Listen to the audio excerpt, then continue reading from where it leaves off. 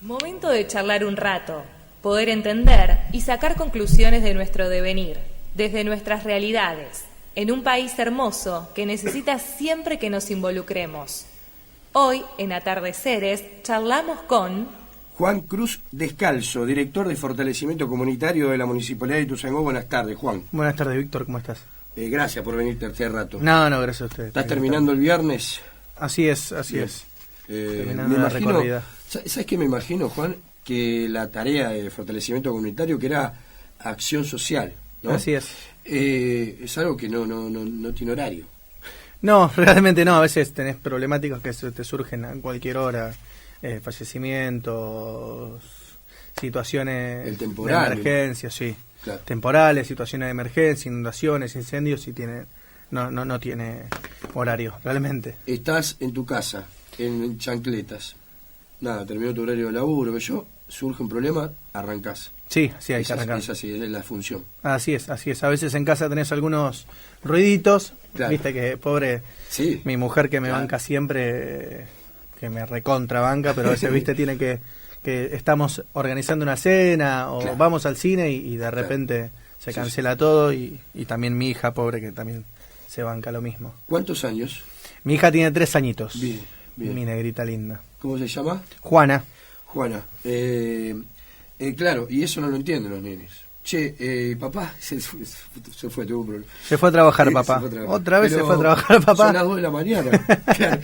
Sí. Pasa esas cosas, pasa. Sí. Y si sos funcionario público, me imagino que ya sabés que viene con eso.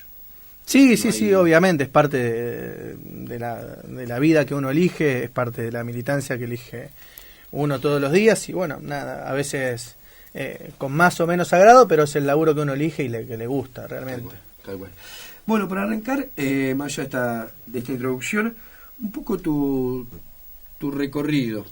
Siempre le preguntamos estamos invitando, vinieron muchos concejales, diferentes fuerzas. Ajá. Creo que sos la primera persona, estuvo Pablo, jefe de gabinete Sí. y de gestión, y son la segunda persona que llamamos de la gestión de la municipalidad. ¿Cómo iniciaste, cómo empezaste a recorrer viniendo de la familia tan reconocida políticamente?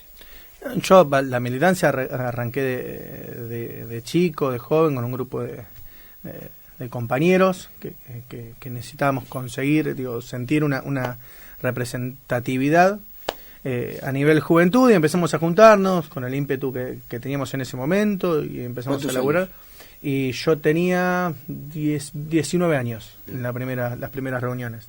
Después, bueno, empecé a trabajar en ANSES Sí. como empleado. La verdad que fue el comienzo de la era que a nosotros nos marcó como jóvenes. En ese momento era joven, hoy ya no tanto.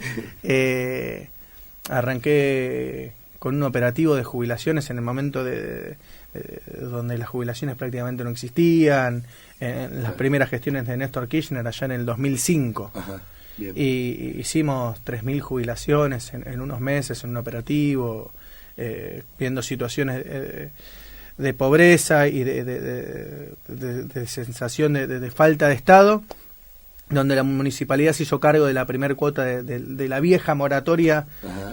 que seguramente muchos se acuerdan. De hecho, la mayoría de los jubilados de hoy fueron jubilados en las diferentes moratorias que sacó el gobierno de Néstor, de Cristina. Sí. Y a muchos también la municipalidad le facilitó, porque era muy difícil tener el dinero para pagarla. Sí. Le facilitó el pago de la primera cuota de moratoria. Asumí al poco tiempo asumí como supervisor del sector de beneficiarios, que es la atención a los jubilados, que era algo que se me hacía sencillo porque me gustaba el trato con los abuelos, me gustaba ir a los centros jubilados, charlar con ellos. De hecho, me gusta, lo sigo haciendo. Después me pusieron a cargo de la oficina y estuve unos 8 años a cargo de la oficina de ANSES de acá, de Ituzaingó. Uday, ¿no? Uday y Ituzaingó, claro, sí, así la es. unidad, ¿no? Exactamente. ¿Y cómo creció el ANSES, Impresionante, Nosotros porque- arrancamos siendo 5 empleados. Ajá. Éramos 5 nada más. Mirá. Cuando Crisis total allá, cuando arrancó Néstor estaba Y todo nosotros teníamos, a veces atendíamos 400 personas entre los 5, era una locura. Era una locura, pero literalmente, digo, atender. De hecho, con Juan Manuel, un compañero que que seguramente conocés, que ahora es secretario de Servicios Públicos, que arrancamos laburando juntos en ANSES, jugábamos competencias a ver quién atendía más gente, ¿no? Como para pasar el tiempo, porque era... Me impresiona mucho ese número de 3.000 jubilaciones. Sí. Impresionante, de la primera moratoria. Y nos quedamos recontra cortos, nos dimos cuenta que nos quedamos en ese operativo muy cortos. Claro. Y después hicimos otro operativo y después empezamos a sumar más y de a poquito se fue regularizando la situación de que el Estado estaba ausente previsionalmente, digo, no tenía cobertura alguna, digo, era el tipo que había tenido la suerte de que su patrón le había hecho los aportes. Después el resto estaba totalmente descubierto. Digo, se habla mucho, ¿viste? Se habló mucho en ese momento como decir, bueno, jubilan a los que no laburaron nunca. Mentira. En este país, sin laburar, no podés sobrevivir. Así pero que... aparte también estábamos hablando al principio del programa con algunas noticias que hay en la actualidad, y estábamos diciendo quién va a pagar. Ahora viste que se fue atrás con las 24 cuotas del gas, pero el Estado va a poner esa gran parte del dinero. ¿Quién es el Estado? Somos todos nosotros, todos los que están escuchando, todos. Y decía que todos pagamos el 21% de todo, en una ferretería, en el almacén, la leche, el pan, en un sanitario. Mínimamente, pues tenés otro tipo de aportes que hacemos a través del combustible y otros impuestos, del juego, del trabajo mismo. Exacto. Por eso digo que ese discurso se cae en un segundo, si lo pensás 2 minutos, no se puede. Lo que está claro en este gobierno y en estos momentos es que los que nunca pierden y siempre ganan y hasta ganan de más son los empresarios, los grandes empresarios. Los empresarios más pequeños están sufriendo mucho. Sí. Cuando te pones a pensar en esas definiciones que quieren, para mí, bajarle el precio a una política social muy importante que se dio, porque terminaron, si no me equivoco, unos 3 millones de jubilados por moratoria, y la verdad que eso es un derecho impresionante. Y aparte, digo, no se toma dimensión, pero hay mucha gente que laburó y que no llegaba, que si no esa moratoria no se hubiese, laburó 20 años en una empresa y no se hubiese jubilado sin poder hacer esos 10 años que le quedaban de moratoria. Tenés gente a la que le robaron sus aportes. Siempre cuento una anécdota que le contó un intendente a Néstor Kirchner y Alberto, el intendente de Ituzaingó, un intendente del Chaco, que decía que la gente en su pueblo, los últimos años de su vida, que en realidad eran a partir de los 45, 50 años, porque la expectativa de vida en esos pueblos es muy baja, eran esos, a partir de los 45 o 50 años vivían los momentos más tristes de su vida, porque trabajaban de cortar quebracho. Y a partir de esa edad empezaban de muy chicos a trabajar. A partir de esa edad, ya no podían trabajar más porque el cuerpo, el físico no se los permitía más. Y que gracias a Néstor, su pueblo, la gente de su pueblo pudo empezar a vivir con dignidad los últimos años de su vida. Calculá que empezaban a trabajar a los 10, 9, 8 años, a laburar con un hacha, a cortar quebracho. Y claro, obviamente el físico te rinde lo que te rinde, y los dueños de los quebrachales obviamente no se hacían cargos ni de jubilaciones, ni de pensión, ni de obra social, ni de nada. Nada. Impresionante. Quiero meterme ya en tu rol de hoy, de director de fortalecimiento comunitario. No hace mucho que tomaste el cargo. 5 meses. 5 meses. ¿Con qué te encontraste? ¿Qué es lo que...? Me imagino que es un área de todo el tiempo una urgencia. ¿O se puede planificar un trabajo o algo? No, tenemos las dos cuestiones. Tenemos en paralelo un trabajo planificado que se viene llevando hace muchos años con las diferentes redes. Estamos tratando de trabajar con redes que por ahí se habían ausentado por una cuestión de no tener la necesidad de tenerlas. Claro. Pero sí se sigue trabajando con la red de trabajadoras vecinales, antes llamadas manzaneras. Seguimos trabajando con merenderos, comedores. Empezamos a fortalecer un poco las diferentes redes de cada barrio. A eso me refiero, a hablar con la red de de docentes, trabajadoras vecinales, merenderos, cocinas comunitarias, centros de desarrollo, organizaciones sociales. Sí, sí, la verdad que sí, son muy importantes y hacen un trabajo muy lindo y un trabajo a veces invisible. Claro. Porque ellos están en el caso puntual, digo, van a visitar a los vecinos, se fijan y además nos ayudan con la planificación.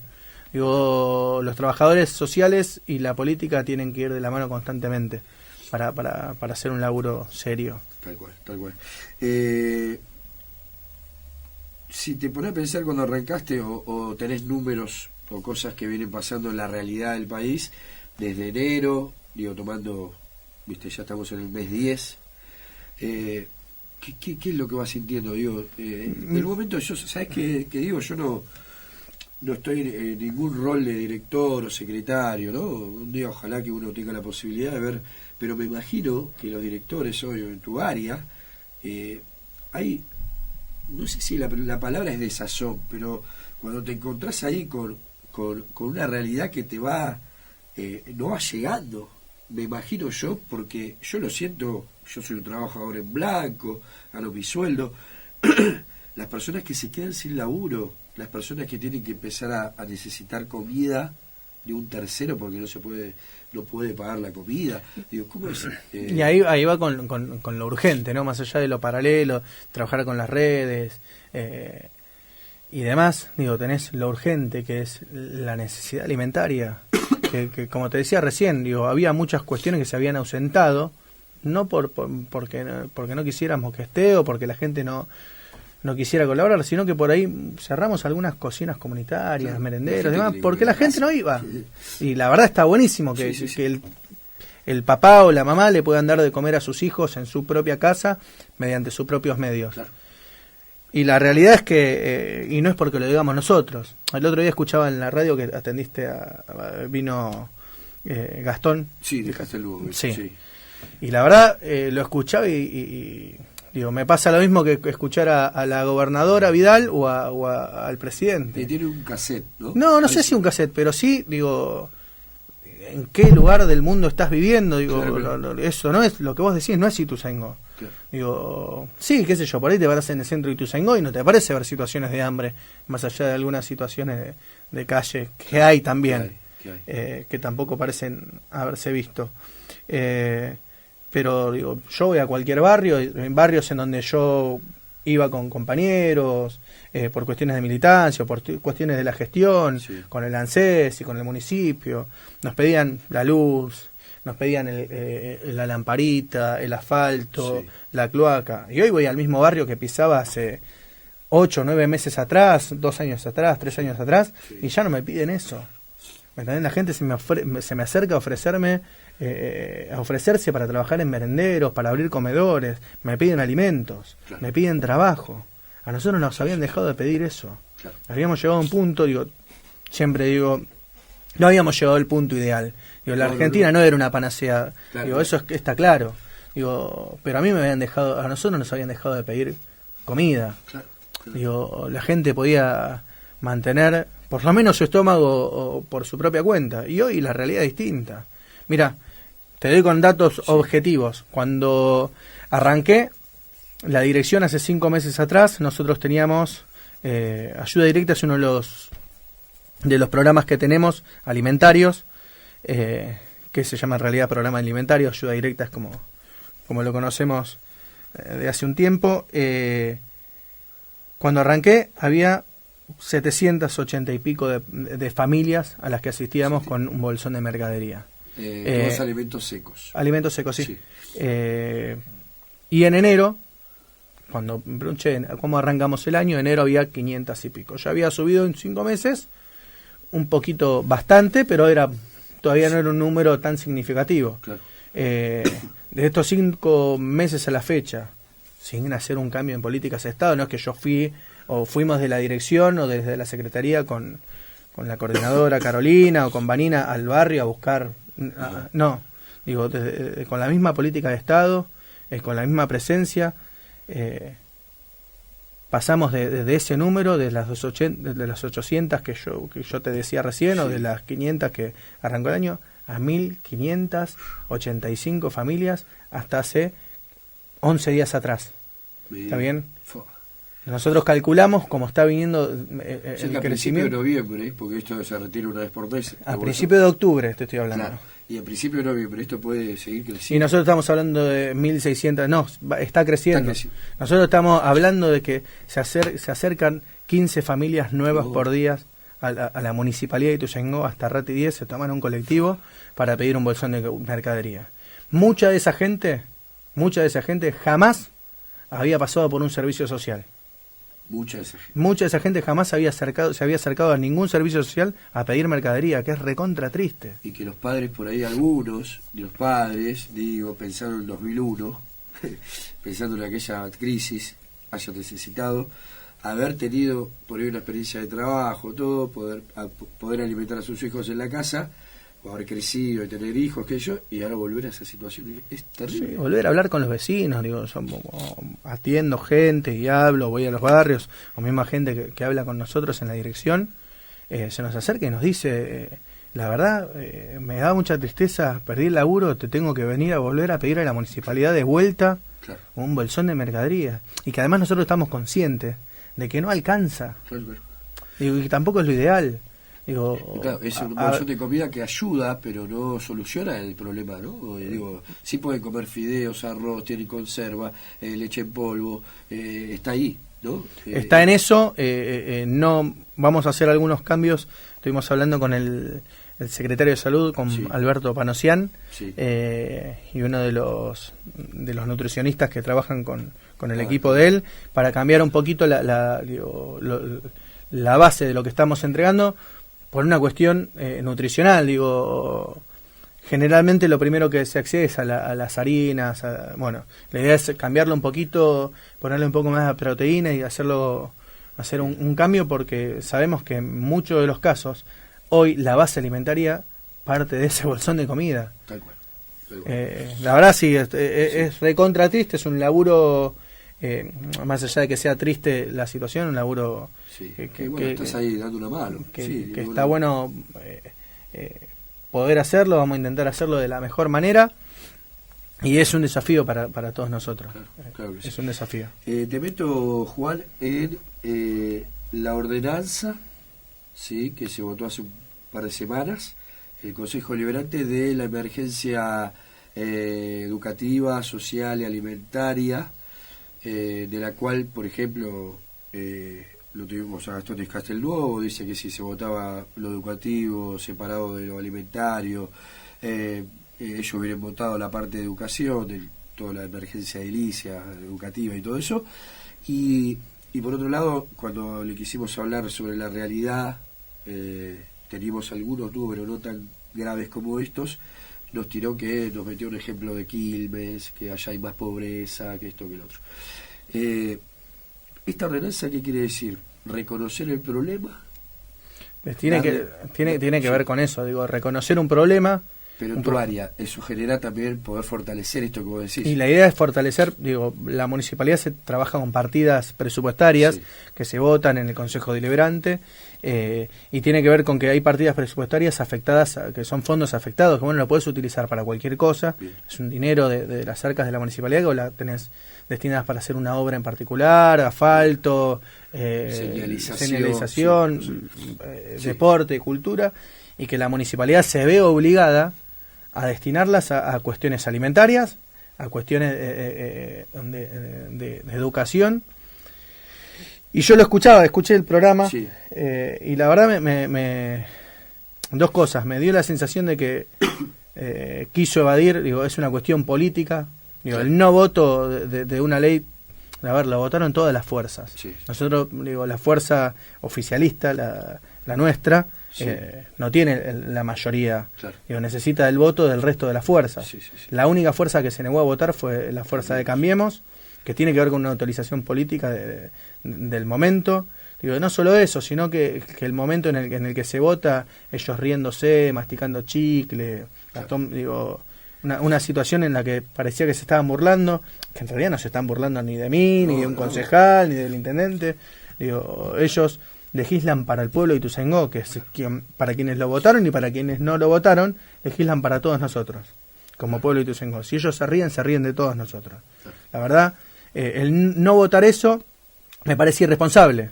Digo, o más allá de la cuestión política, te repito, votaron fuerzas políticas que no son afines a nosotros, no son aliados nuestros, sin embargo que votaron esto porque todos entendemos que la situación es compleja. Claro. Lo termina confesando el presidente de la Nación, lo termina asumiendo la gobernadora, y también, digo, hay que decir esto también, y también es injusto tener que votar esta ley. Digo, porque ¿por qué los ituzainguenses tenemos que votar con fondos tenemos que pagar con fondos municipales arreglos de escuelas? Que no está mal hacerlo, digo, no, tomamos la responsabilidad de hacerlo, pero debería hacerlo la provincia. Digo, y esto que me compare Ituzaingó con Quilmes, La Matanza. Claro. Sí, obviamente, pero la realidad es que La Matanza, Quilmes son muy densamente muchísimos más poblados, claro que sí.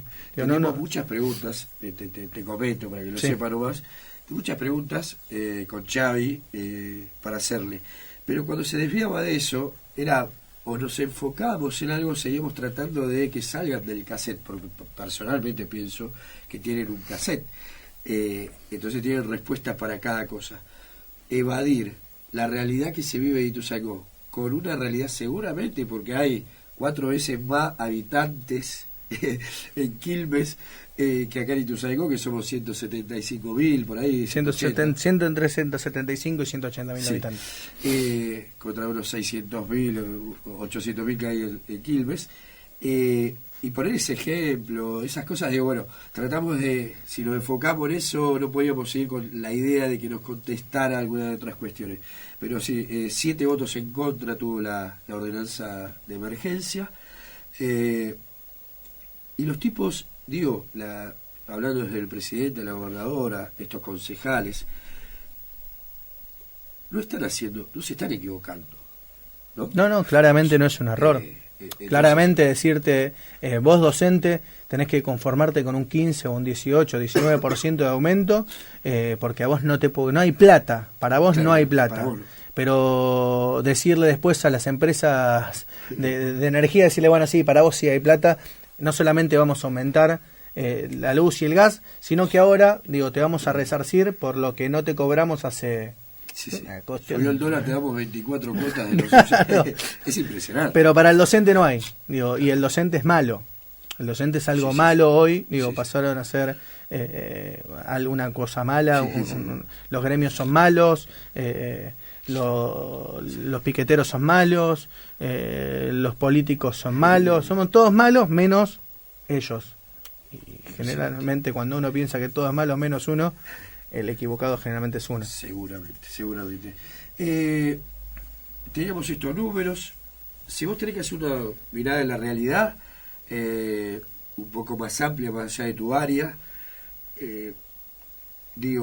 hablamos un poco de que no es una equivocación, una tormenta, sino que es un plan que vinieron a hacer. ¿Cómo proyectas el 2019? Porque es un año de elecciones, pero la gestión también, y ante esta realidad vas a tener mucha más demanda, lamentablemente. Sí, seguramente. ¿Eso se cubre? ¿El año que viene hay que volver a votar la ordenanza de emergencia o ya esto puede, para las partidas del presupuesto del año que viene, poder fortalecer todo tu área? Podría fortalecer directamente en el presupuesto que viene, las partidas... pero la verdad no me quiero adentrar en eso porque tengo miedo que digan, está pidiendo partidas para su área. No, en realidad sí, calculo que se van a fortalecer. Si hoy hay una emergencia, las áreas... Por la ordenanza de emergencia, me imagino yo que no viendo vientos de que mejore la cosa, seguramente fortalezcan un poco la Sí, seguramente se van a fortalecer en el presupuesto que viene las áreas sociales, eso está claro. Por otro lado, también calculo que de provincia y nación tienen que hacer algún tipo de gesto un poquito más importante.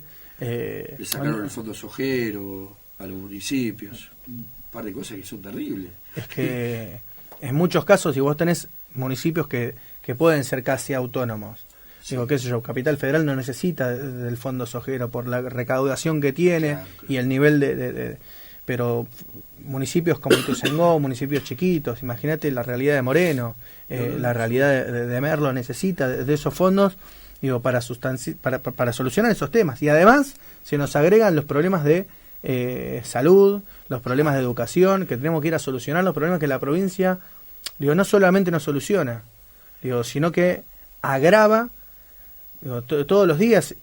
Digo, vos tenés enfermedades, gastar los medicamentos que entrega gratis, ¿no? Digo, esas cosas todo el tiempo se están poniendo, ¿no? Y uno tiene todos los días este tipo de emergencias, como hablábamos recién, y vos las tenés que solucionar. Yo no le puedo decir a un abuelo que me viene a pedir los medicamentos que hoy el PAMI no le está entregando, yo no le puedo decir, mira, te lo tiene que solucionar el PAMI. La realidad es que lo terminamos solucionando nosotros, sí, pero de alguna manera, porque es un vecino y porque la verdad, digo, tiene que ver no con la gestión, no con la política, tiene que ver con lo humano. Seguro. Digo, lo mismo que la entrega de alimentos, tiene que ver con lo humano. Digo, yo no puedo dejar a una familia sin comida. Pero votar una ordenanza, repito, de emergencia, es también del humano. Pero tiene que ver con lo que claramente podemos no estar, nos podemos sentar y discutir de política 10 años y no estar de acuerdo nunca.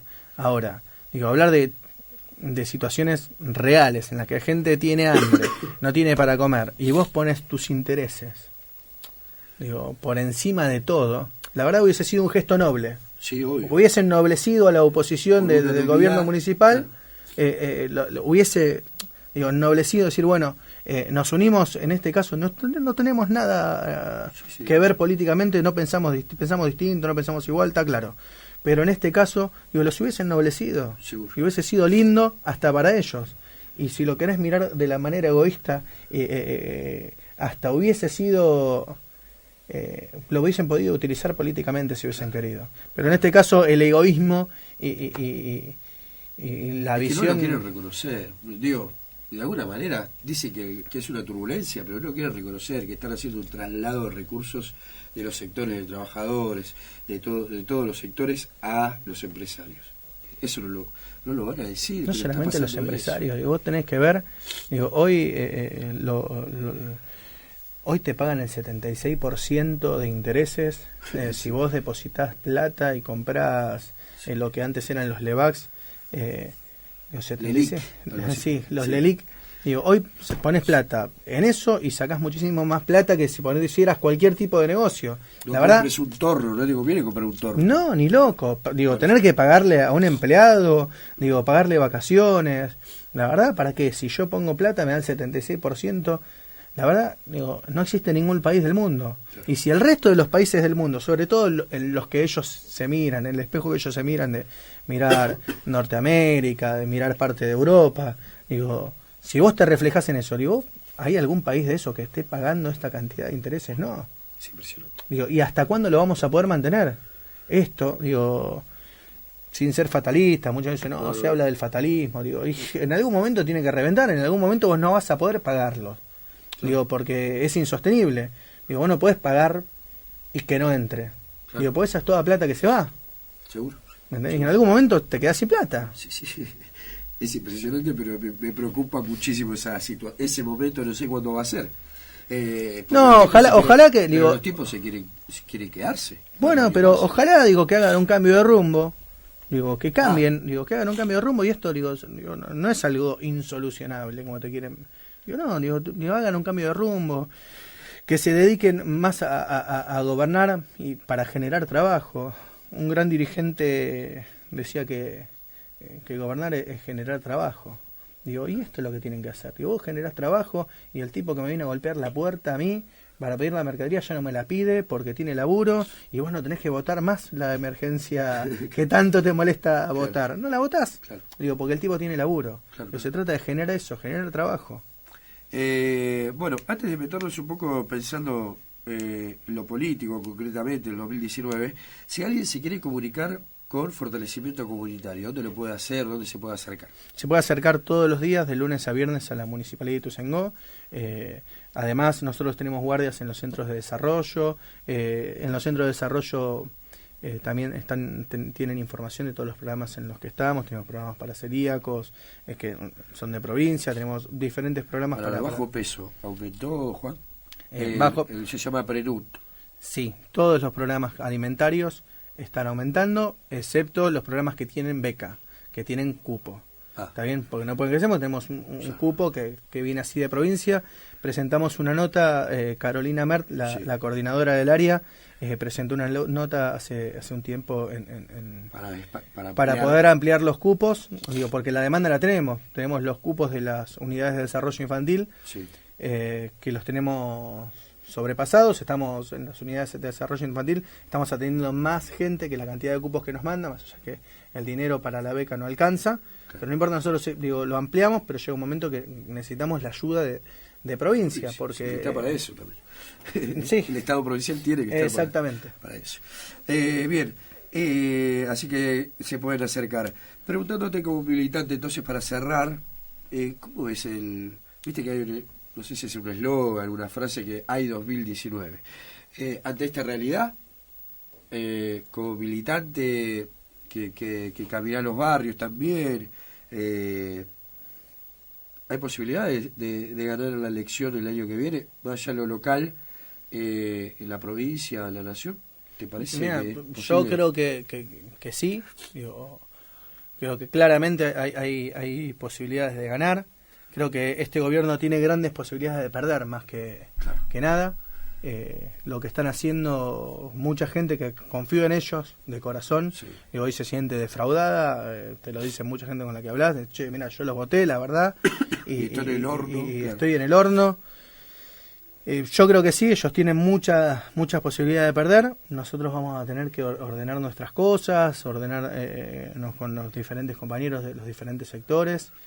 Ver qué candidato, ¿no? Me imagino. Sí, sí, seguramente. En realidad me parece que más que ver qué candidato es despojarnos un poco de algunos egos y egoísmos propios, y después ordenar la columna vertebral del movimiento popular, que creo que es el peronismo, ordenarlo con el movimiento obrero y tratar de darnos cuenta de que tiene que haber un proyecto superador, que tiene que pasar por encima de cualquier candidato, que tiene que pasar por encima de cualquier persona, y tiene que perdurar en el tiempo.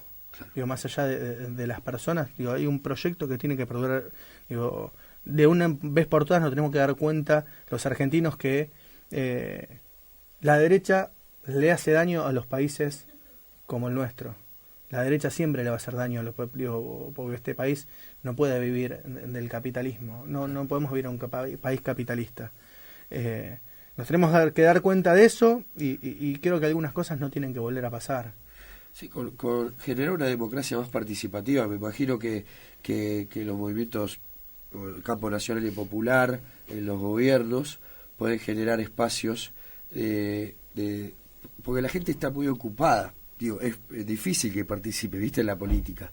Tiene que trabajar, viajar 4 horas, laburar 8, ¿me entendés? De lunes a sábado. Sí, después ahora, laburo la participación puede darse en los barrios. Yo imagino que con una democracia participativa te garantizás, me parece, el control popular de la gestión del movimiento nacional. Sí, también el papel de los medios de comunicación, que es algo que venimos hablando hace mucho tiempo, esto del descrédito de la política, de que los políticos son malos, y que eso la verdad, si yo creo si yo me creo un tipo honesto y me creo una buena persona, y creo que la política es mala, jamás me voy a meter en la política, porque creo que es mala, y eso hace que la gente buena se aleje de la política. Y la realidad es que todo lo contrario, la política debe ser algo bueno y tiene que estar nutrido de las mejores personas. Porque si no, los lugares se ocupan y alguien los va a ocupar.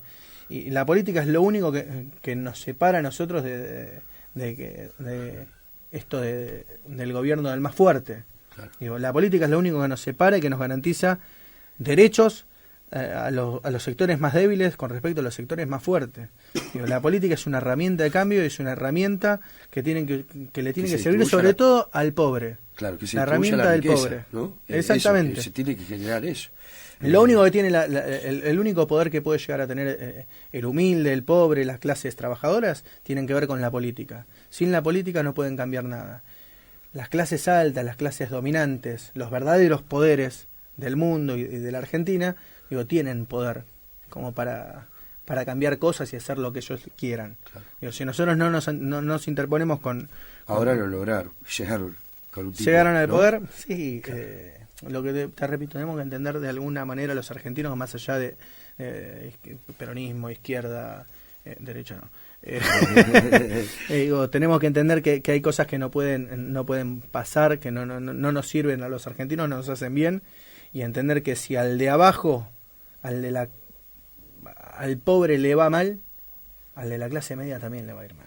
Claro. Digo, no existe divorcio alguno entre la clase media y la clase baja. Tiene que desaparecer la clase baja y tener una clase media muchísimo más conciencia social, grande, con una conciencia más importante, más participativa, y después sí, reclamarle a la política lo que le tiene que reclamar. Digo, claro, que claro. está perfecto y está bien. Sí. Pero bueno, me parece que viene por ahí. Bueno, un gustazo rato. Gracias. Muchísimas gracias por terminar esta semana con nosotros. Seguramente el año que viene vamos a estar al aire, así que te vamos a invitar. Perfecto, me encantaría. Como lamentable, con una lectura por ahí, ojalá que esté